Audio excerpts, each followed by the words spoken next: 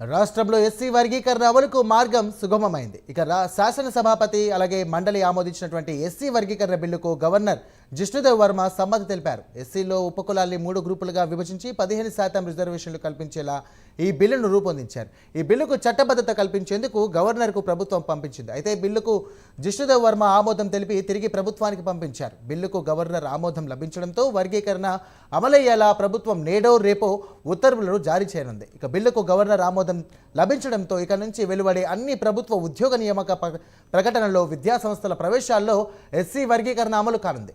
SC వర్గీకరణ చట్టం వేసినటువంటి తొలి రాష్ట్రంగా తెలంగాణ రాష్ట్రం నిలిచింది. రైట్, దీనికి సంబంధించినటువంటి మరిన్ని డీటెయిల్స్ మా కరెస్పాండెంట్ చందు అందిస్తారు. Chandu, good morning Sairam. SC వర్గీకరణ బిల్లుకు గవర్నర్ ఆమోదం తెలిపారు.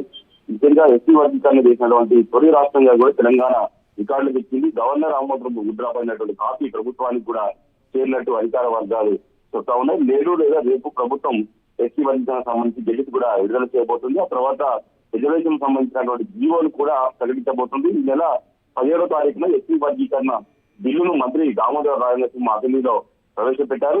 18వ తారీఖున కూడా అసెంబ్లీ బిల్లును ఆమోదించింది. 19న శాసన మండలి కూడా ఆమోదం తెలిపిన తర్వాత ఈ బిల్లు రాజ్భవన్ కు చేరింది. ఈ రోజు అయితే ఆమోదం అయితే పడింది. ప్రస్తుతం ఎస్సీ వర్గీకరణ సంబంధించి 3 గ్రూపులుగా కూడా ప్రభుత్వం వర్గీకరించింది. ముఖ్యంగా జస్టిస్ షమీం అఖ్తర్ ఆధ్వర్యంలో ఏర్పాటు చేసినటువంటి ఏకపక్ష కమిషన్ 59 ఎస్సీ ఉపకులాలను 3 గ్రూపులుగా విభజించాలని కూడా రాష్ట్ర ప్రభుత్వానికి సిఫారసు చేసింది. అయితే వీటిని ఉన్నట్టుగానే ఎస్సీ వర్గీకరణ బిల్లులో పొందుపరిచారు.